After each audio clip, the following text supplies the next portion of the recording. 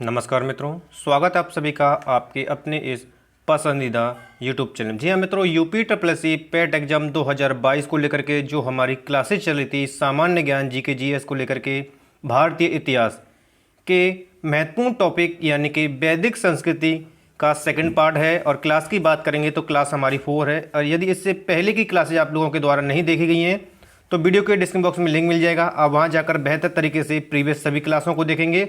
उसके पास टुडे की continue classes को कंटिन्यू करेंगे मित्रों। तो जी हाँ, सामान्य अध्ययन के जो कि आपके UP triple S C PET exam 2022, super TET, लेखपाल, यूपी पुलिस कांस्टेबल, वीडियो आदि एग्जाम्स के लिए सबसे अहम और सेलेक्टेड क्वेश्चनों की सीरीज है।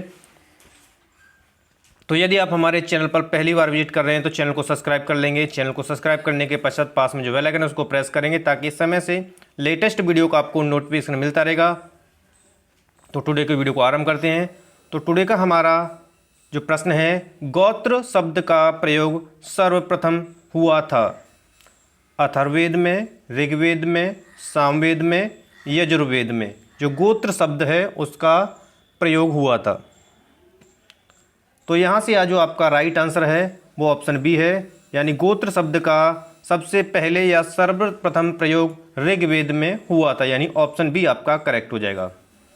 अगला प्रश्न आपके लिए, पूर्व वैदिक आर्यों का धर्म प्रमुखतः था भक्ति, मूर्ति पूजा और यज्ञ, प्रकृति पूजा और यज्ञ, प्रकृति पूजा और भक्ति। तो यहाँ से आपका राइट आंसर है ऑप्शन सी, प्रकृति पूजा और यज्ञ पूर्व वैदिक आर्यों का प्रमुखतः धर्म था। ठीक है, याद रखेंगे, एक एक प्रश्न आप सभी के लिए सेलेक्टेड है। अगला प्रश्न आपके लिए, ऋग्वेद काल में जनता निम्न में से मुख्यतः किस में विश्वास करती थी? मूर्ति पूजा में, एकेश्वरवाद में, देवी पूजा में, बलि एवं कर्म कांड में। तो यहाँ से जो आपका राइट आंसर है वो ऑप्शन डी है, यानी बलि एवं कर्म कांड में जो ऋग्वेद काल में जनता विश्वास करती थी। ठीक है, एक एक प्रश्न सेलेक्टेड है मित्रों, तो वीडियो को लाइक शेयर आते ही कर देंगे, अधिक से अधिक संख्या में शेयर कर देंगे। नेक्स्ट प्रश्न आपका, प्रसिद्ध 10 राजाओं का युद्ध किस नदी के तट पर लड़ा गया था? प्रसिद्ध 10 राजाओं का जो युद्ध हुआ था, गंगा, ब्रह्मपुत्र, कावेरी, परशुनी।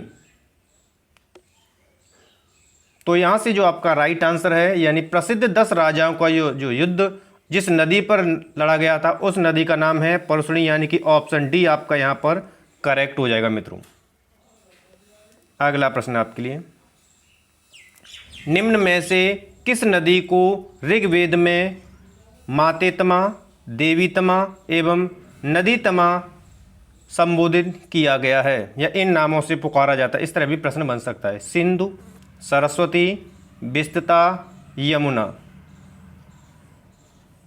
तो यहाँ से जो आपका राइट आंसर है, यानी कि ऑप्शन बी, सरस्वती नदी को ऋग्वेद में मातेतमा, देवीतमा एवं नदीतमा के नाम से संबोधित किया गया था। ठीक है, चलिए अगला प्रश्न आपके लिए, उस जनजाति का नाम बतलाइए जो ऋग्वैदिक आर्यों के पंचजन से संबंधित नहीं है। विशेषकर हाँ और ना वाले पर आप विशेष ध्यान रखेंगे, यदु, पुरु, तुर्वस, किकट।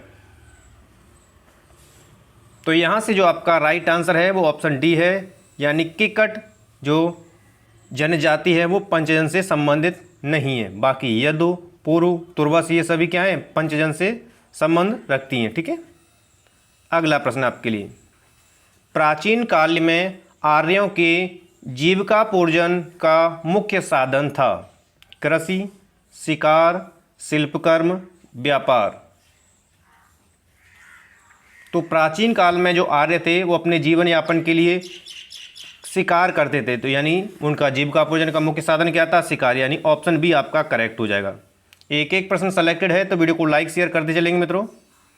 अगला प्रश्न आपके लिए, ऋग्वेद में उल्लिखित यव शब्द किस कृषि उत्पाद हेतु प्रयुक्त किया गया है? जौ, चना, चावल, गेहूं। तो यहाँ से आपका राइट आंसर जो है ऑप्शन ए की ओर जाएगा, यानी जौ। को ऋग्वेद में यव शब्द से उल्लेखित किया गया है, यव शब्द का प्रयोग किया है जौ के लिए। ठीक है, अगला प्रश्न आपके लिए, वैदिक युग में प्रचलित लोकप्रिय शासन प्रणाली थी निरंकुश, प्रजातंत्र, गणतंत्र, वंश परंपरागत राजतंत्र। वैदिक युग में शासन प्रणाली के लिए प्रश्न पूछा गया है, तो यहाँ से जो आपका राइट आंसर है ऑप्शन डी है, वंश परंपरागत राजतंत्र जो थी वैदिक युग में शासन प्रणाली थी।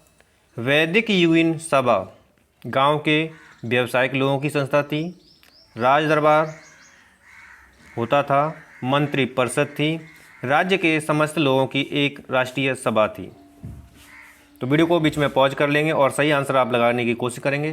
तो यहाँ से जो आपका राइट आंसर है वो ऑप्शन सी है, यानी कि वैदिक युगीन की जो सभा थी वो मंत्री परिषद थी। ठीक है, अगला प्रश्न आपके लिए,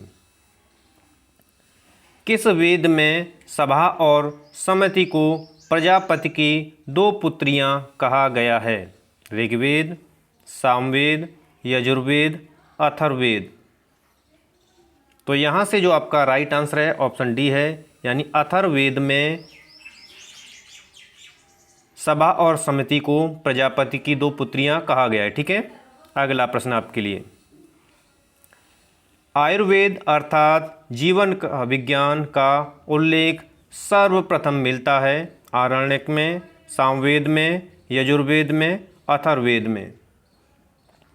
तो यहाँ से आपका जो राइट आंसर है वो ऑप्शन डी है, अथर्ववेद में जीवन का विज्ञान का सबसे पहले उल्लेख मिलता है। अगला प्रश्न आपके लिए, सर्वाधिक ऋग्वैदिक सूक्त समर्पित है अग्नि को, इंद्र को, रुद्र को, विष्णु को। सबसे अधिक जो सूक्ति हैं वो समर्पित हैं किस देवता को हैं? तो यहाँ से जो आपका राइट आंसर है वो ऑप्शन बी की ओर जाएगा, यानी इंद्र देवता को ऋग्वेद की सबसे अधिक सूक्ति समर्पित हैं।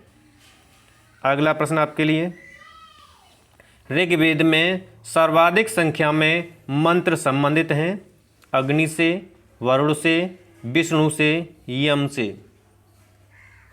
तो यहाँ से जो आपका राइट आंसर जाएगा वो ऑप्शन ए की ओर जाएगा, सर्वाधिक जो संख्या में मंत्र हैं वो संबंध रखते हैं ऋग्वेद में अग्नि से। ठीक है, अगला प्रश्न आपके लिए, निम्नलिखित में से किसे ऋग्वेद में युद्ध का देवता समझा जाता था?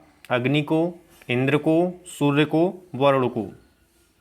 तो ऋग्वेद में जिसे युद्ध का देवता समझा जाता था वह इंद्र देवता था, यानी कि ऑप्शन बी आपका यहाँ पर करेक्ट हो जाएगा। अगला प्रश्न आपके लिए, निम्नलिखित में से पूर्व वैदिक आर्यों का सर्वाधिक लोकप्रिय देवता कौन था? वरुण, विष्णु, रुद्र, इंद्र। तो यहाँ से जो आपका करेक्ट आंसर जाएगा वो ऑप्शन डी की ओर जाएगा, इंद्र जो था सबसे अधिक लोकप्रिय देवता था। ठीक है, अगला प्रश्न आपका, गायत्री मंत्र किस पुस्तक में मिलता है? उपनिषद में, भगवत गीता में, ऋग्वेद में, यजुर्वेद में। सही आंसर के लिए वीडियो को बीच में पॉज कर देंगे जिससे कि आपका आंसर राइट जाए मित्रों। तो यहाँ से आपका राइट आंसर जाएगा ऑप्शन सी, ऋग्वेद में। गायत्री मंत्र जिस पुस्तक में मिलता है वो ऋग्वेद में मिलता है। ठीक है, अगला प्रश्न आपका, गायत्री मंत्र की रचना किसने की थी? वशिष्ठ ने, विश्वामित्र ने, इंद्र ने, परीक्षित ने। तो यहाँ से जो आपका राइट आंसर है वो ऑप्शन बी की ओर जाएगा, यानी गायत्री मंत्र की जो रचना की थी गुरु विश्वामित्र के द्वारा की गई थी, यानी ऑप्शन बी आपका यहाँ पर करेक्ट हो जाएगा। अगला प्रश्न आपके लिए, पुराणों की संख्या है 16, 18, 19, 21। तो पुराणों की संख्या 18 है, तो आपका आंसर जाएगा ऑप्शन बी की ओर। अगला प्रश्न आपके लिए, श्रीमद् भगवद गीता मौलिक रूप में किस भाषा में लिखी गई थी?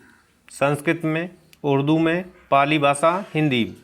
तो यहाँ से आपका जो राइट आंसर है वो ऑप्शन ए की ओर जाएगा, यानी श्रीमद् भगवद गीता जो मौलिक रूप में संस्कृत भाषा में लिखी गई थी। ठीक है, अगला प्रश्न आपके लिए, किस काल में अछूत की अवधारणा स्पष्ट रूप से उद्धत हुई थी? ऋग्वैदिक काल में, उत्तर वैदिक काल में, उत्तर गुप्त काल में, धर्मशास्त्र के समय।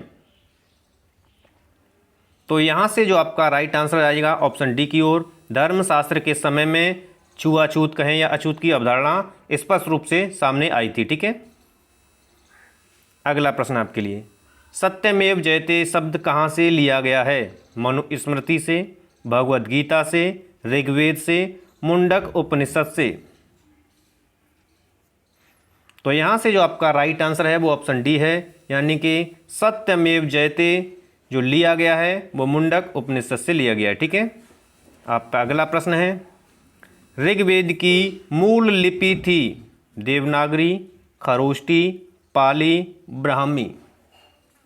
तो ऋग्वेद की जो मूल लिपि थी वो लिपि थी आपकी ब्राह्मी, यानी कि ऑप्शन डी आपका यहाँ पर करेक्ट हो जाएगा। नेक्स्ट प्रश्न आपका, अवेस्ता और ऋग्वेद में समानता है। अवेस्ता किस क्षेत्र से संबंधित है? भारत से, ईरान से, इस्राइल से, मिस्र से। तो यहाँ से जो आपका राइट आंसर है वो ऑप्शन बी जाएगा, यानी जो अवेस्ता है वो संबंध रखती है ईरान से। वैदिक काल में किस जानवर को अघन्या माना गया है? बैल, भेड़, गाय, हाथी।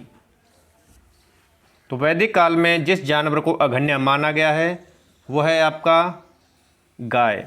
ऑप्शन सी आपका करेक्ट हो जाएगा। ठीक है, नेक्स्ट प्रश्न आपका, जीविकापोर्जन हेतु वेद वेदांग पढ़ाने वाला अध्यापक कहलाता था? आचार्य, अध्वर्यु, उपाध्याय, पुरोहित।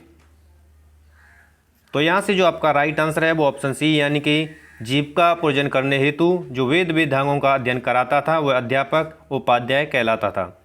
तो ये था मित्रों टुडे की वीडियो के सबसे अहम और महत्वपूर्ण प्रश्नों की श्रृंखला। आगे मिलते हैं हम नेक्स्ट वीडियो में, तब तक आप सभी को नमस्कार है, धन्यवाद मित्रों।